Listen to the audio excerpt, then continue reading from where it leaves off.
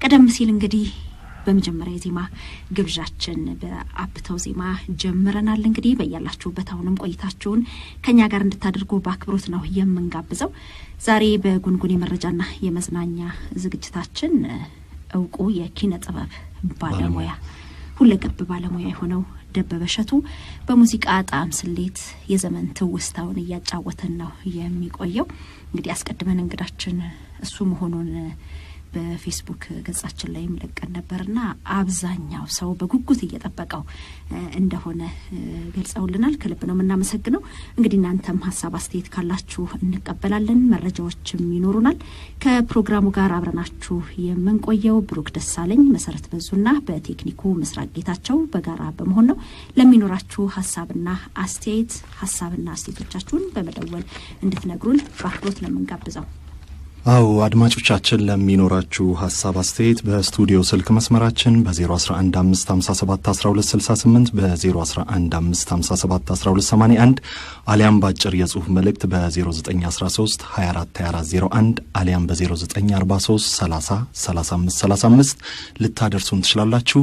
አሁንም መልካም ቆይታችሁ አሁንም ከጉንጉን ጋር እንዲሆን ነው መንጋብዘው። እንግዲህ የተለያዩ አማራጭ ስልኮች አሉ ለእናንተ ሐሳብና አስተያየት በሙዚቃ ጣዕም ስሌት የዘመን ትውስታ ሰዓታችን ላይ እንግዲህ ደበበ እሸቱ የራሱን ትዝታዎች ከሙዚቃ ጋር እያደረገ ያጫውተናል። ትዝታ በየፈርጁ ብለን ደግሞ የእናንተንም ትውስታዎች በተመሳሳይ በዚሁ እንቀበላለን። እንግዲህ ማህበራዊ ድረገጾችን ካነሳን ሰሞንኛ ነገሮች በአብዛኛው እንግዲህ ጎልተው ይወጣሉ። አንድ ነገርን ተቀባብሎ ሼር የማድረጉ ነገር ይሄ እንዲ ነው ብሎ የመነጋገሩ ነገር አለና ሰሞንኛ ወሬው አሁንም ቴዲ አፍሮ ላይ ነበረ። አው መሲ በተለያዩ ማህበራዊ ድረገጾች ላይ ስለ ቴዲ አፍሮ ብዙ ተብሏል። ያው አልበሙ ከመውጣቱም በፊት በአልበሙ ከቨር ፖስተር ላይ ብዙ ማህበራዊ ድረገጾች ብዙ ሚዲያዎች ብዙ የተነጋገሩበት ጉዳይ ነው። አሁን ደግሞ ስራው ከወጣ በኋላ የሙዚቃ ባለሙያው ሰርጸ ፍሬ ስብሐት አንድ ሐሳብ ሰጥቷል የሚል ጽሁፍ አንብበናል። ብዙም ሰዎች ተመልክተውታል ብለን እንገምታለን። እሱ ላይ እንግዲህ ያሬድ ሹመቴ በፔጁ ላይ ልክ እንዳልሆነ አብዛኛው ሰው እንዲያውቀው ወይም ደግሞ የሱ ጓደኞች የሆኑም የሱን ፔጅ የሚመለከቱም ስህተት መሆኑን ለማወቅ ጥረት አድርጓል። ግን አሁንም እንግዲህ ብዙ በተለያዩ የሀገር ውስጥም ሆነ የውጪ መገናኛ ብዙሃን ለቴዲ አፍሮ ትልቅ ሽፋን እየሰጡ ነው። በተለይ ደግሞ በዓለም ሙዚቃ ሰንጠረዥ ውስጥ ቀዳሚ አሁን በቢልቦርዱ ላይ መስፈሩን ተከትሎ ብዙ ነገር እየተባለ ነውና ባስተያየቱ ላይ እኛም እንግዲህ ዝግጅት ክፍላችን ሰርጸ ፍሬ ስብሐትን አግኝቶ አነጋግሮ ነበርና እንደው እኔ ባንድ ጀንበር እንደዚህ አይነት አስተያየት ለመስጠትም እንደዚህ አይነት ሰውም አይደለሁም። ሰምቼ እንኳን አልጨረስኩትም። ቴዲ ብዙ አመት የፈጀበትን ስራ እኔ ባንድ ጀንበር በአንድ ሳምንት አድምጬ እንደዚህ ነው ብሎ መናገር የምችል ሰው አይደለሁም ነው እንደውም ያለው ሰርጸ። እንግዲህ ያው እግረ መንገድ አግኝተንም ስላናገር ነው የቴዲ አፍሮ ተከታዮች አድናቂዎች የሙዚቃ አድማጮች ሰርጸ ፍሬ ስብሐት ሰጠ የተባለው አስተያየት የሱ እንዳልሆነ እግረ መንገድ ለመጠቆም ነው አድማጮቻችን። እንግዲህ ሳምንት በፕሮግራማችን ላይ አንድ ያነሳነው ጉዳይ ነበር። እንግዲህ ተከትሎ ነው አሁንም ከብዙ አስተያየቶች ጋር የመጣ ጉዳይ ነበር። የ5 አመት ህፃን አልኮል ጠጥቶ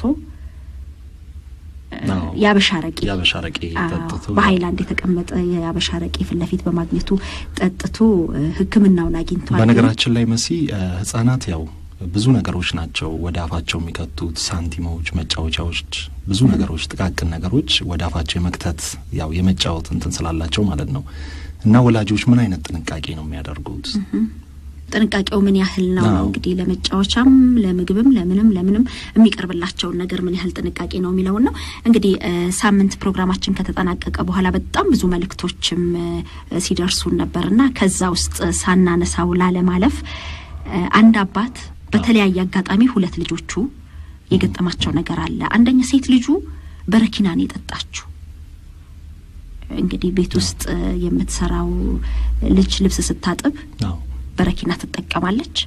ስርስሯ ስትል ስለነበረ አንስታን የጠጣችውና በዚህ ላይ ያነሳው ነገር ከልጅቷ ይልቅ እናትየዋ ራሷን ሳተች በድንጋጤ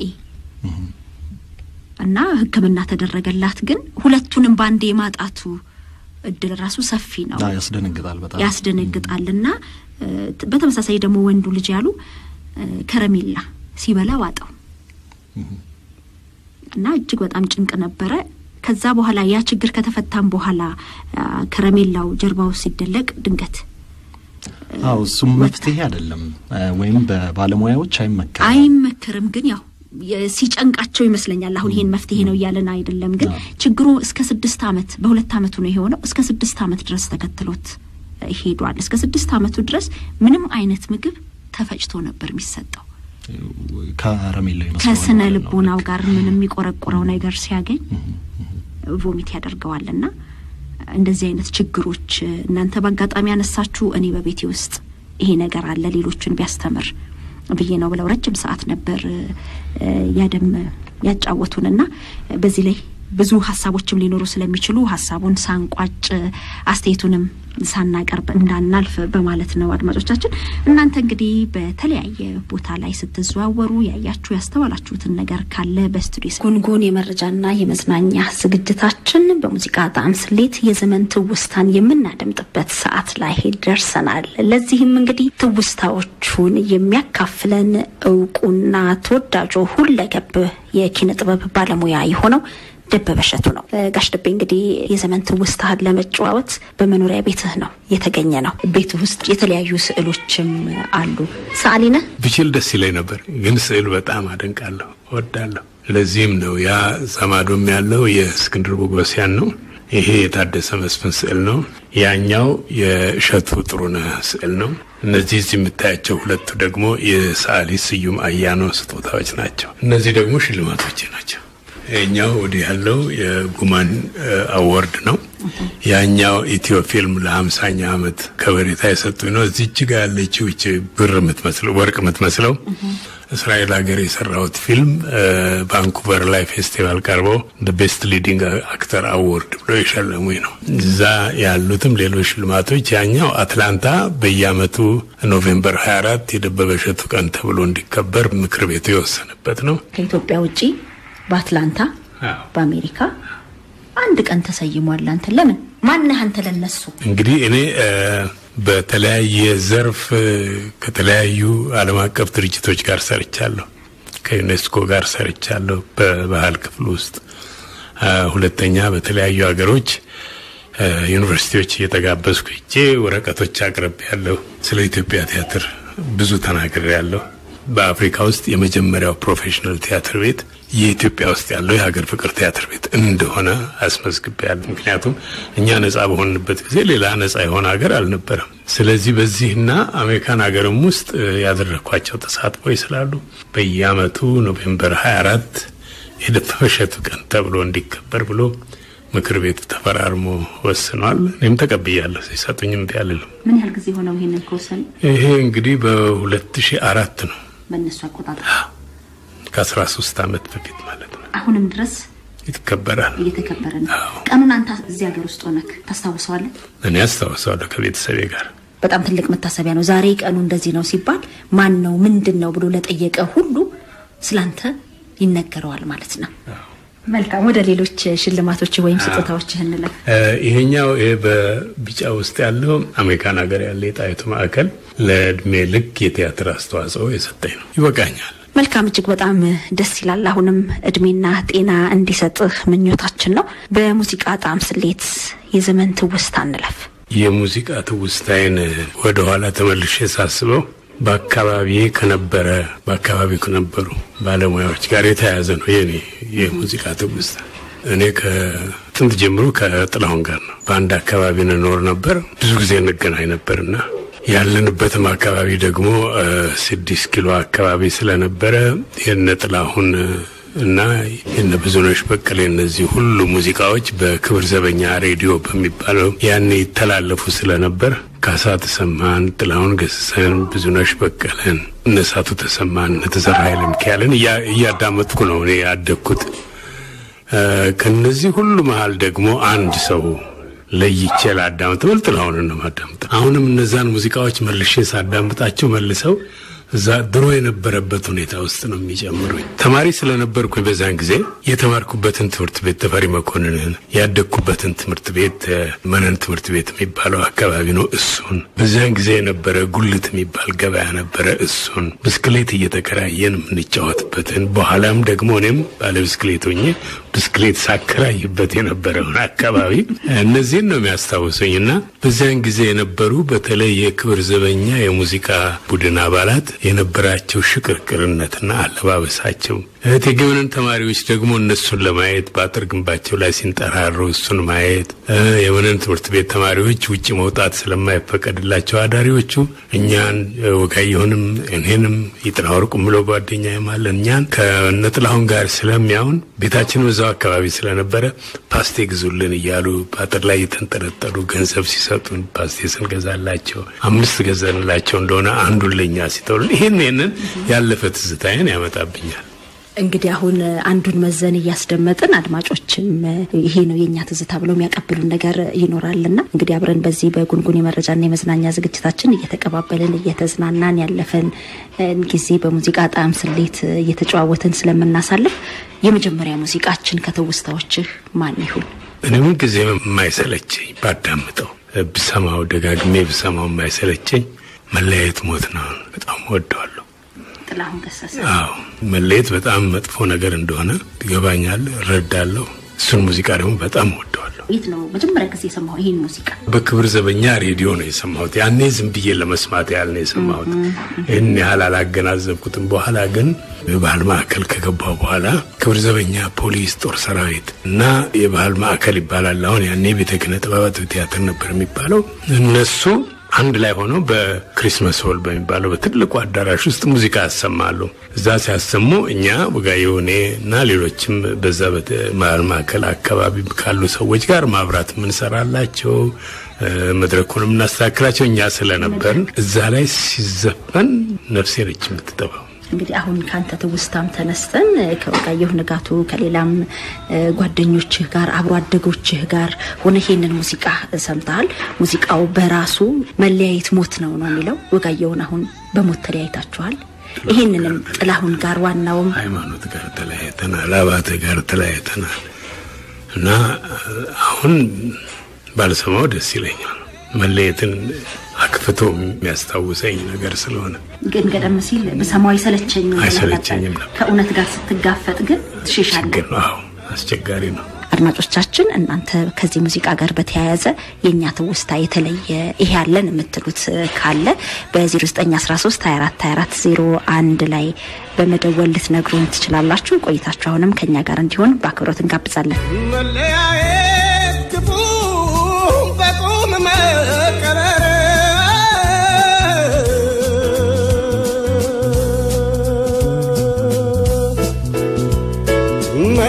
መለያየት ክፉ በቁም መቀበር በትዝታ ገፎ ያስቶኝ ጀመረ በትዝታ ገፎ ያስቶኝ ጀመረ ያሳለፍነው ጊዜ የመጣ ባይኔ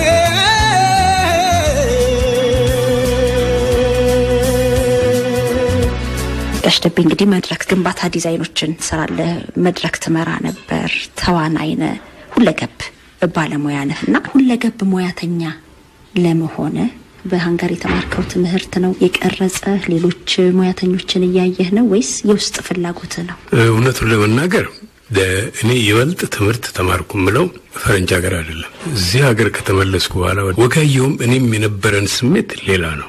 በቃ ከኛ በላይ ማን አለ የሚል ስሜት ይዘን ይመጣል መተረ ነበር። በዛ ወቅት ውጪ ሄዳችሁ ተምራችሁ ስለመጣችሁ መጣንና ሎሬት ጸጋዬ ገብረመድህን ብሔራዊ ቲያትር ቤት የበጋ ሌሊት ራእይ የሚለውን ተውኔት እንድንጫወት ጋበዘን። ያንን ቲያትር እንግዲህ ዞን ከሚያካክሉ ባለሙያዎች ጋር ነው እንድንሰለፍ እድል ያገኘ ነው።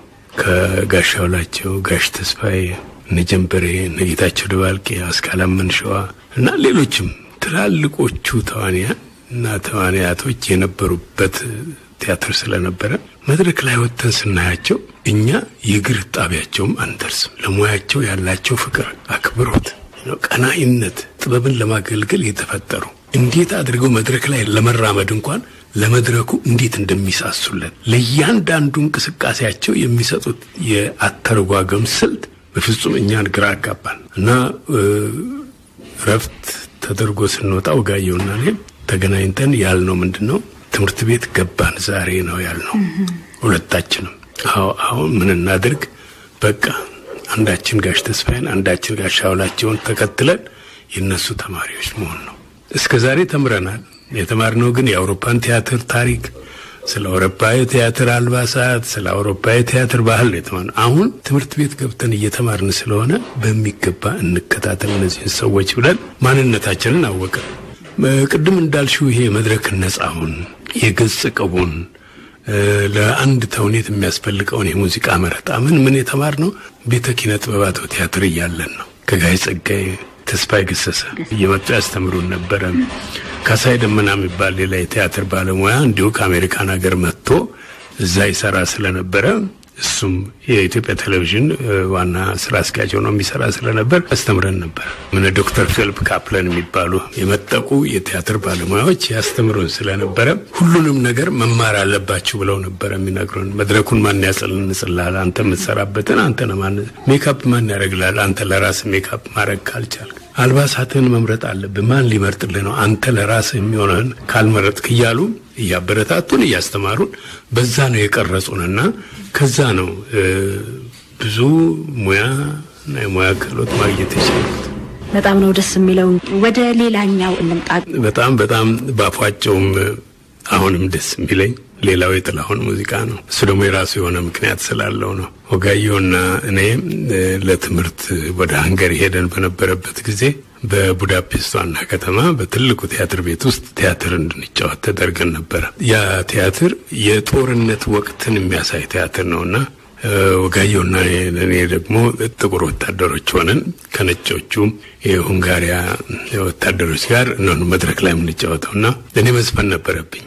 የቲያትሩ አንድ አካል ነው መስፈን። አዎ፣ ግን መስፈን የምችለው የሀገሬን ሙዚቃ ነው ያልኳቸውና በልዝፈን ሲሉኝ እኔ አላንቺ አልኖርም የሚለውን ሙዚቃ ስዘፍነው ትዝ ይለኛል። ለማጥናት ቀሎህ ነው ወይስ? ይመስለኛል ብዙ ጊዜ ስለሰማሁት ደጋግሜ ስለሰማሁት 2-3 መስመር ግጥም ስለማቅ ለዛ ይመስለኛል የቀረለልና ስሞክረው ሁሉም ወደዱት ፈረንጆቹ። በተወዳጁ ጣቢያ ብስራት ኤፍኤም 101.1 ሬዲዮ ጣቢያ ላይ ጉንጉን የመረጃና የመዝናኛ ዝግጅታችንን እያደመጣችሁ ነው። በሙዚቃ ጣዕም ስሌት የዘመን ትውስታውን ደግሞ እያጫወተን ያለው ሁለገብ የኪነ ጥበብ ሙያተኛው ደበበ እሸቱ ነው። በስቱዲዮ ስልክ መስመራችን በ01155711268 በ01155711281 እና እንዲሁም በ0913242401 ላይ ብዙ መልእክቶች እየመጡ ነው። እንግዲህ ደበበ እሸቱ ሲነሳ ወጋየሁ እሸቱ አብሮ ወጋየሁ ንጋቱም አብሮ ተረስቷል። እጅግ በጣም ደስ ይላል ብሎናል ሰለሞን ከደብረ ዘይት። እንዲሁም ደግሞ ሳንቾ ከዚህ በኋላ የደበበ እሸቱ ቀን ሚዲያው ሊያስበው ሊያስተባብረውና በደንብ ሊከበር ይገባልን ብሏል። እንግዲህ ደቤም ቀደም ሲል እኛና ቤተሰቦቻችን እናከብረዋለን ብሎ ነግሮናል። መሲ እኛስ መንገድ ወይ አደባባይ በህይወት እያለ ቢሰየምለት ምን አለ ለዚህ ባለሙያም ተብሏል። ብዙ ሐሳብ አስተያየቶች አሉ። አሁንም አድማጮቻችን ደውሉልን። ከደበበ እሸቱ ጋር አሁንም እንቀጥላለን። አብራችሁ ነው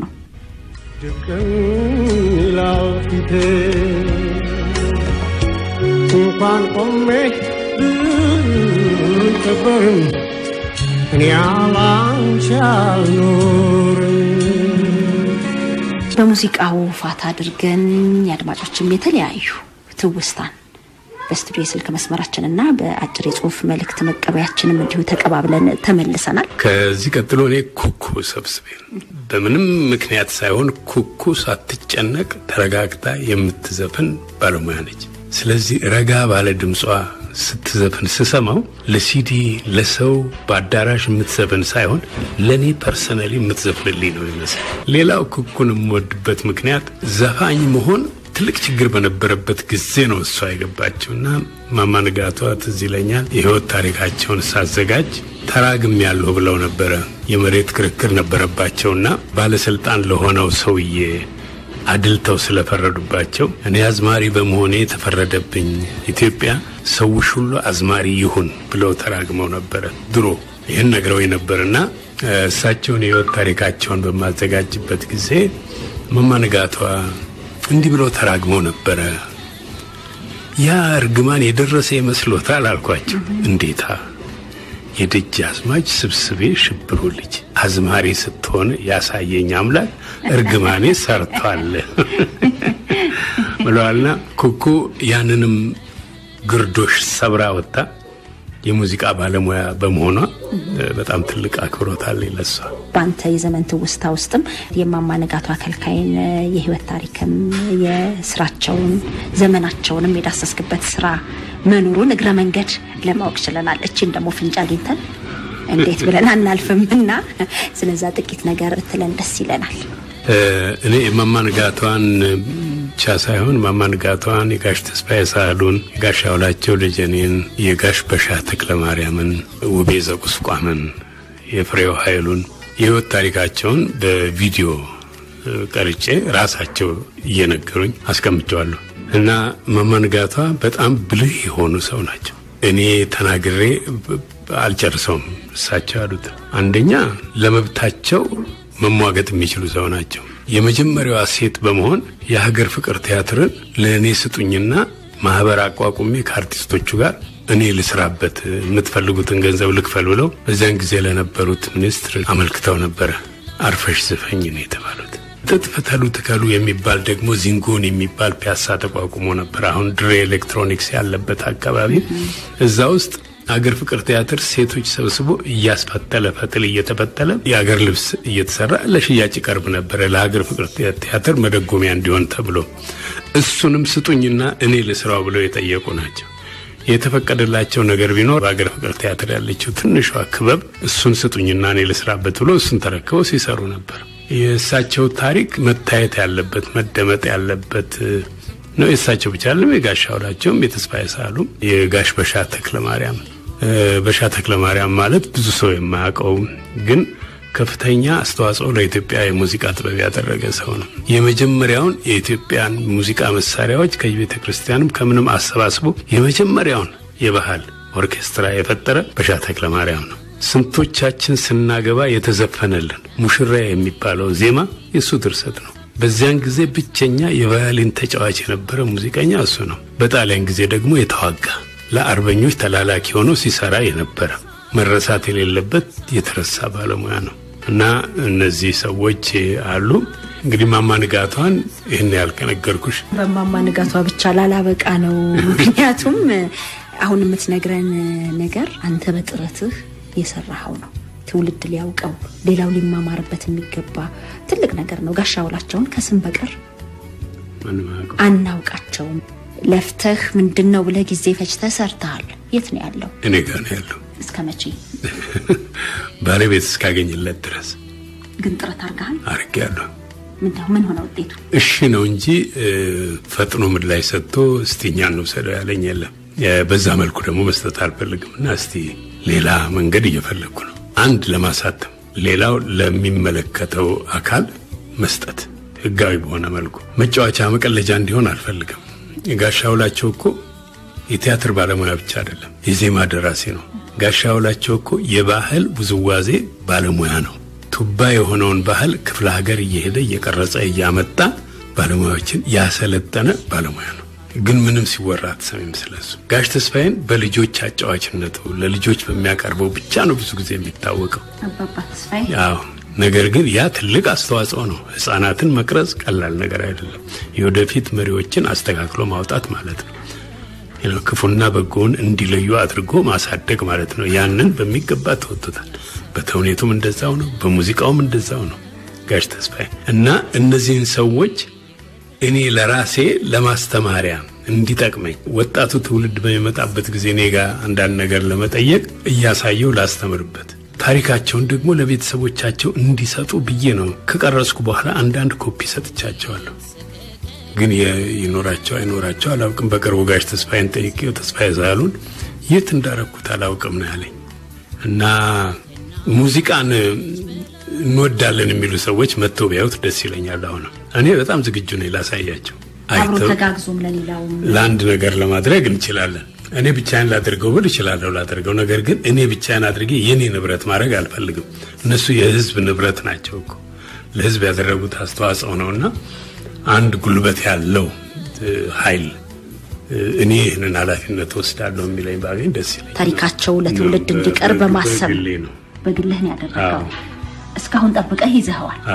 ይሄንን አብሮ ከትውልድ ጋር ለማገናኘት አንተ የሰራኸውን ስራ የሁሉም ለማድረግም አሁን በዚህ ሰዓት ፕሮግራማችንን የሚያደምጡ በተለያየ መስክ ላይ ያሉ ጉዳዩ ይመለከተናል የሚሉ ካሉ እንደ አዲስ ወደ አንተ ጥያቄውን ቢያቀርቡ ካላችሁ ደውሉልን፣ ጻፉልን። በአክብሮት ነው የምንቀበለው። ባሳለፋቸው ዘመን ውስጥ ከሙዚቃ ጋር አያይዞ የሚያነሳቸው እጅግ በጣም ብዙ እንደሚሆኑ እናምናለን። አሁንም እንግዲህ ልባችንንም ጆሮአችንንም ከፍተን አንተን ነው የምናደምጠው። እንግዲህ አሁንም በዘመን ነው የሚሄድልሽና ከኩኩ በኋላ መንፈሴ ውስጥ የገባ ብሰማው የማይሰለቸኝ ቴዎድሮስ ካሳሁን ነው። አባቱን አውቀዋለሁ፣ እናቱንም ጥላያን በደንብ ነው ማውቃት።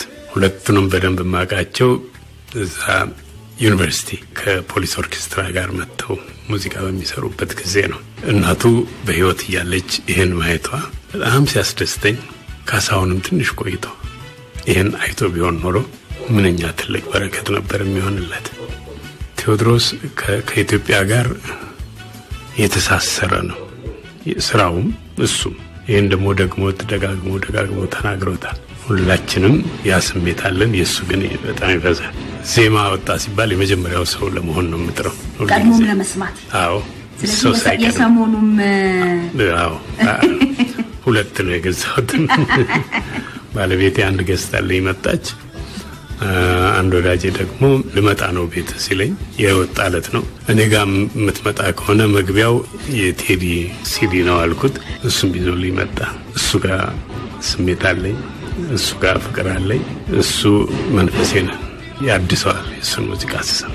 መጀመሪያ ግን የት ነው የሰማኸው? እንግዲህ አሜሪካን ሀገር ነው ለሕክምና ይሁን ለስብሰባ ይሁን ሄጄ የመጀመሪያውን ሙዚቃ አውጥቶ ቀን ስራ ነበረኝ፣ ደክሞኝ ተኝቻለሁ። ዓለምፀሐይ ወዳጆ ከየት እንዳመጣቸው አላውቅም፣ ይዛ መጣች ሙዚቃውን።